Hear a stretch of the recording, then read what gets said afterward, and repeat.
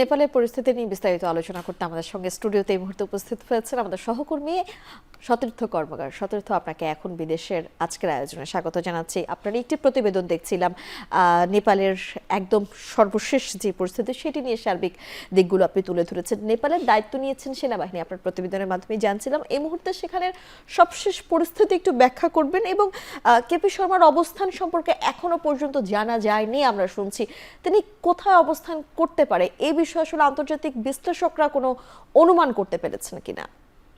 মিম, আমরা যেটি জেনেছি গতকালকে একটি সংবাদ সম্মেলন করেছেন, সংবাদ সম্মেলন ঠিক না, টেলিভিশনে ধারণকৃত একটি ভিডিওতে নেপালের সেনাবাহিনীর প্রধান তিনি বলেছিলেন যে গতকালকে রাত 10টার মধ্যে যদি সহিংস বিক্ষোভ এবং আন্দোলন শেষ না হয় তাহলে নেপালের যে সার্বিক নিরাপত্তা ব্যবস্থা এবং আইন শৃঙ্খলা বাহিনী এই পুরো বিষয়টির নিয়ন্ত্রণ নেবে সেনাবাহিনী। অর্থাৎ এটি আসলে সরকার ব্যবস্থার নিয়ন্ত্রণ নেওয়া না, পরিস্থিতির নিয়ন্ত্রণ নেওয়া। এবং তারপরে আমরা যে বিবৃতিটি আজকে শুনেছি সেটি হচ্ছে, যেহেতু পরিস্থিতি এখনও নিয়ন্ত্রণে আসেনি সুতরাং দেশে জরুরি অবস্থা জারি থাকবে শুক্রবার সন্ধ্যা পর্যন্ত। এটি হচ্ছে সেনাবাহিনীর তরফ থেকে আমাদের যেটুকু জানানো হয়েছে বা আন্তর্জাতিক গণমাধ্যম যেটি জানিয়েছে। এবং আমরা দেখেছি যে আজকেও বিভিন্ন জায়গায় বিক্ষিপ্তভাবে আন্দোলন হয়েছে, সহিংসতার ঘটনা ঘটেছে, লুটপাটের ঘটনা ঘটেছে। এবং যেটি হচ্ছে সেটি হচ্ছে এই যে বারবার সেনাবাহিনীর পক্ষ থেকে সব দলকে বলা হচ্ছে একটি সমঝোতায় আসতে, শান্তিপূর্ণ সমাধানের পথে যেতে, কিন্তু কিছুটা আসলে ওই নেপালের প্রধানমন্ত্রী, রাষ্ট্রপতি ওনাদের পদত্যাগ বা পলায়নের ওই ঘটনার পর থেকে আসলে বিক্ষোভকারীরা এক ধরনের মোমেন্টাম পেয়েছে, যেটি আসলে তাদেরকে ঘরে ফেরানো কঠিন হয়ে যাচ্ছে। এবং আমরা দেখেছি যে এখনো পর্যন্ত 26 জনের মতো বিক্ষোভকারীকে অ্যারেস্ট করা হয়েছে, গ্রেফতার করা হয়েছে। তার মানে পরিস্থিতি এখনো ওইভাবে নিয়ন্ত্রণে আসেনি। আমরা দেখেছি সেনাবাহিনী বলছে যে যাদের কাছে আগ্নেয়াস্ত্র আছে, অন্যান্য গুরুত্বপূর্ণ জায়গা থেকে লুটপাট করা যে ধন সম্পদ আছে সেগুলো জমা দেওয়ার কথা বলা হচ্ছে। আমরা জেল ভাঙার ঘটনা দেখেছি, জেল ভেঙে একজন উপপ্রধানমন্ত্রীকে বের করেও নিয়ে যাওয়া হয়েছে, সেটিও দেখেছি। এবং এই পুরো ঘটনাটি ইঙ্গিত দেয় যে রাজনৈতিকভাবে এই পরিস্থিতি, এটি আসলে এই মুহূর্তে শুধুমাত্র জেনজির আন্দোলন না, এই আন্দোলনের আরও স্টেক হোল্ডাররা আছেন যারা আসলে এই কমিউনিস্ট পার্টির যে কলিউশন গভর্নমেন্ট, এই গভর্নমেন্টের এগেনস্টে এই রিভোল্টটি করেছেন বা বিক্ষোভটি করেছেন। আরও যে পরিস্থিতি সেটি হচ্ছে 3টি প্রধান বিমানবন্দর, যে ত্রিভুবন ছাড়াও আরও 2টি বিমানবন্দর, সেটির বিমানবন্দরে ভাঙচুর হয়েছে, কার্যক্রম বন্ধ আছে। ভারত, পাকিস্তান, পার্শ্ববর্তী বাংলাদেশ এরা সবাই বিমান পরিষেবা বন্ধ রেখেছে নেপালে। এবং দূতাবাসগুলো থেকেও সতর্কবার্তা দেওয়া হয়েছে যেন লোকজন বিনা প্রয়োজনে নিজেদের দেশের বাসিন্দারা বাইরে বের না হয়।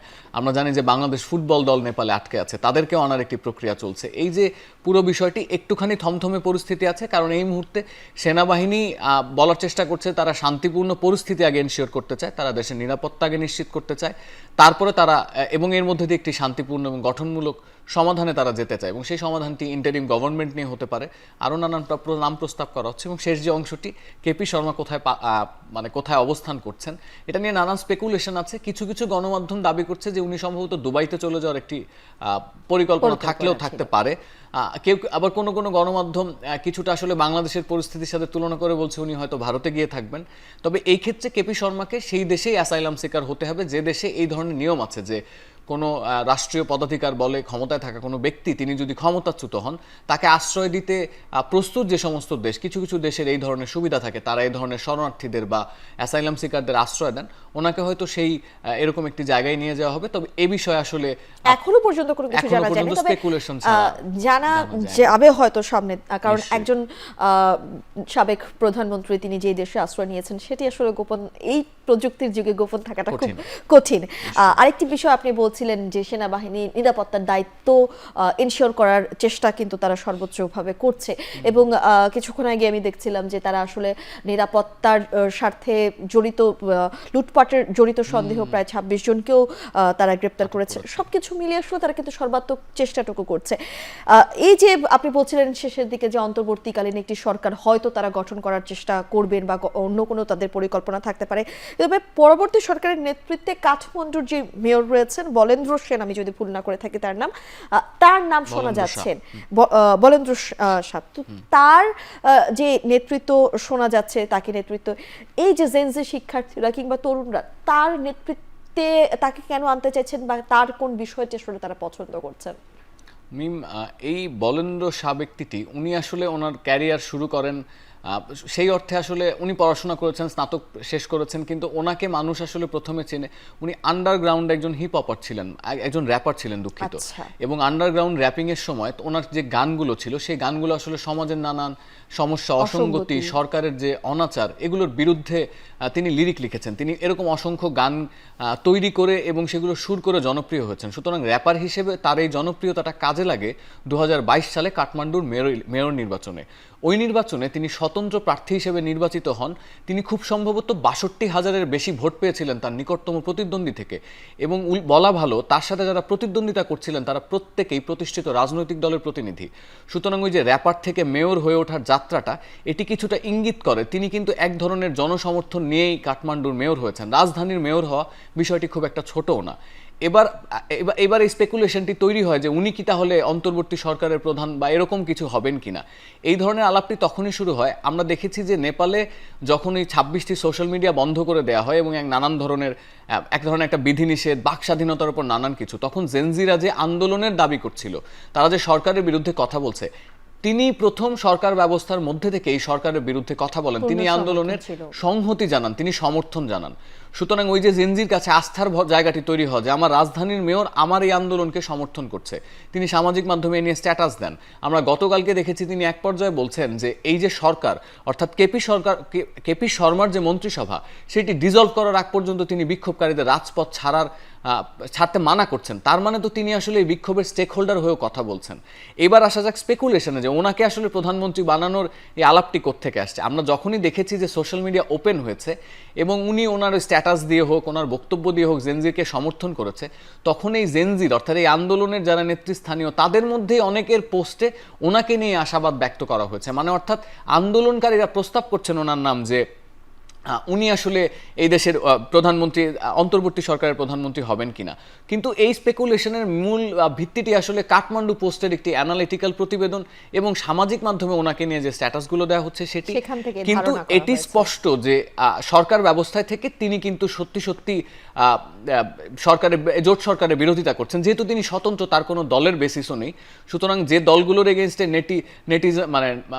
যে দলগুলোর এগেইনস্টে এই যে স্বজনপ্রীতির অভিযোগ আনা হচ্ছে, নেপোকিট যে টার্মটি বলা হচ্ছে, যে ক্ষমতাসীনদের সন্তানদের, তাদের আত্মীয় স্বজনদের দুর্নীতির মামলা মওকুফ হয়ে যাচ্ছে, তাদের সরকারি চাকরি দেওয়া হচ্ছে, তারা সুবিধা পাচ্ছে, তাদের বিলাসবহুল জীবনের রিলসে ইনস্টাগ্রাম ভরে যাচ্ছে, এই মানুষগুলোর থেকে বলেন্দ্র শাহ আলাদা এই জায়গাতে, কারণ তিনি আসলে আন্দোলনকারীদের হয়ে কথা বলছেন এবং তিনি এই জিনিসটি অ্যাড্রেস করছেন। এবং তার যে রাজনীতিতে আসার যে গল্পটি আপনি বললেন, তার যে মানসিকতা, সেটি আসলে জেনজি শিক্ষার্থী কিংবা এই প্রজন্মের শিক্ষার্থীদের যে মানসিকতা, সেই মানসিকতার সঙ্গে সামঞ্জস্যপূর্ণ। এবং আমরা কিন্তু বাংলাদেশের সময় দেখেছি যে অগাস্টের সময় আমরা অনেক র্যাপারদের দেখেছি যে তাদের গানগুলো কিন্তু অভ্যুত্থানে যারা বাংলাদেশের শুধু র্যাপার না, সতীর্থ, সেক্ষেত্রে কিন্তু আমরা দেখেছি সামাজিক যোগাযোগ মাধ্যমে যারা মোটিভেশনাল স্পিকার, তাদেরকেও জেনজি শিক্ষার্থীরা খুব ভালোভাবে গ্রহণ করেছেন। অর্থাৎ এই যে মানসিকতার একটি মিল, সেই মানসিকতার মিল খুঁজে পাচ্ছেন। এরপরে যে প্রশ্নটি করতে চাই সেটা হচ্ছে নেপালের সামনে এখন আসলে কি অপেক্ষা করছে। একটি এত বড় আন্দোলন হলো, এই এত বড় একটা আন্দোলন, প্রধানমন্ত্রী পালিয়ে চলে গেলেন, সেই জায়গা থেকে এই দেশটির রাজনৈতিক এবং অর্থনৈতিক স্থিতিশীলতা আসতে কতদিন সময় লাগবে? তারা কি আসলে গুছিয়ে উঠতে পারবেন কিনা সবকিছু? প্রথমত তো এটি নেপালের যে শাসন ব্যবস্থা, তার উপর একটি বড় ধাক্কা। আমরা দেখেছি 2008 সাল পর্যন্ত রাজতন্ত্রে চলা একটি দেশ, সেই দেশে কিন্তু বিপ্লবটির নেতৃত্ব দিয়েছিলেন এই কেপি শর্মার কমিউনিস্ট পার্টি। তাদের একটি কলিউশন গভর্নমেন্ট, সেই নেতৃত্ব দিয়ে তারা একটি গণতান্ত্রিক ব্যবস্থা কায়েম করার চেষ্টা করলেন। এবং 2008 সালের পরে, যদি ভুল না হয় তাহলে 15-16 বছরের মধ্যে সিচুয়েশনটি বদলে গেল। বিক্ষোভকারীদের মধ্যে অনেকেই, তারা জেনজিন না, কিন্তু অনেক স্টেক হোল্ডাররাই বলছেন যে তাহলে কি রাজতন্ত্র বেটার ছিল কিনা।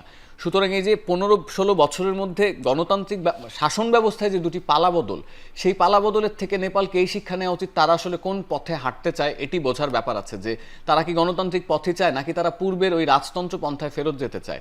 এবং এই জায়গায় মিম দেখেন, আপনি বলছেন যে মাত্র কয়েকদিনের বিক্ষোভে একটি পরিস্থিতি বদলে গেল। নেপালের যে সরকারের বিরুদ্ধে যে একটি গণ আন্দোলন তৈরি হচ্ছে বা একটা যে পরিস্থিতি তৈরি হচ্ছে, এরকম কিন্তু কোনো আভাস আসলে আন্তর্জাতিক গণমাধ্যমে মেলেনি। সোশ্যাল মিডিয়ায় যেটি হচ্ছে সেটি তো আসলে গণমাধ্যমে আসে না।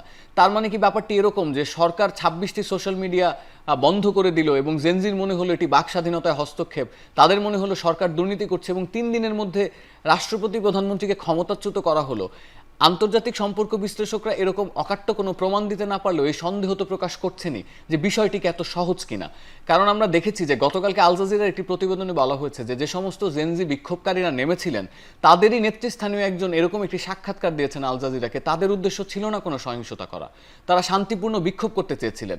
কিন্তু একটি সময় যখন আন্দোলন চলতে থাকে তারা দেখেন যে বিভিন্ন রাজনৈতিক দলের স্টেক হোল্ডাররা তাদের দলীয় কর্মীদের সেখানে পাঠাচ্ছেন, এবং আমরা দেখেছি নেপালে রায়ট পুলিশ ছিল, আর্মি ছিল, তাদের বিরুদ্ধে জেনজি একাই প্রতিরোধ গড়ে তুলছে। বিষয়টি আসলে ওইভাবে গণমাধ্যমে প্রকাশ করা হলেও ভেতরের খবর সম্ভবত সেটি না, খুব সম্ভবত তাদের পেছনে সংগঠিত কোনো দল ছিল যারা তাদেরকে মোটিভেট করেছে, তাদেরকে একটি জায়গা দেখিয়েছে। সুতরাং নেপালের আপাতত সব থেকে বড় সংকট সেটি হচ্ছে এই যে কলিশন গভর্নমেন্ট, যে গভর্নমেন্টে কেউ একক সংখ্যাগরিষ্ঠতা পায়নি, সেই দলগুলো আসলে একজোট হতে পারে কিনা, তারা একটি সমাধান সূত্রে যেতে পারে কিনা। আমরা তো দেখছি বিচ্ছিন্নভাবে আন্দোলন চলছে, বিচ্ছিন্ন আন্দোলনের মধ্যে কোনো না কোনোভাবে ছাত্রদের পক্ষ থেকে যে দাবি করা হচ্ছে সেই দাবিটি সেনাবাহিনী মানছে কিনা, এরকম তো নানান রকম পরিস্থিতি জটিল হচ্ছে। সে জায়গায় আসলে সমাধান সূত্রটি আসলে কিভাবে আসবে সেটি ওই পরবর্তী সরকার ব্যবস্থা কেমন হয় তা জানার আগ পর্যন্ত বলা কঠিন। সতীর্থ, আপনাকে ধন্যবাদ আমাদের সঙ্গে এখন বিদেশের আয়োজনে যুক্ত হবার জন্য।